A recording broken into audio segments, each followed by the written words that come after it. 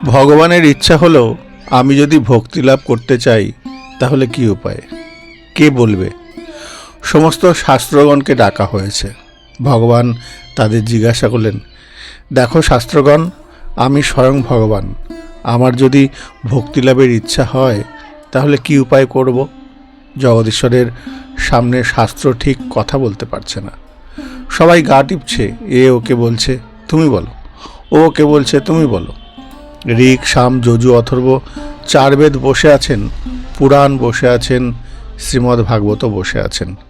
ভাগবতকে সবাই এগিয়ে দিলেন, তুমি গোবিন্দের প্রিয়, তুমিই বলো। শ্রীমদ্ ভাগবত তখন কৃতাঞ্জলি হয়ে বললেন, প্রভু, হে জগদীশ্বর, বিধান দু রকমের হবে না, বিধান যা হবে এক রকমই হবে। ভক্তিলাভের যে বিধান আমি দিয়েছি প্রহ্লাদের শ্রীমুখে, জড়ভরতের শ্রীমুখে, তাছাড়া আপনার জন্য দ্বিতীয় কোনো বিধান হবে না। কি বিধান দেয়া আছে? মহতের চরণধূলি মাথায় না দিলে ভক্তিলাভ কখনোই হবে না। এটাই ভাগবতের বিধান।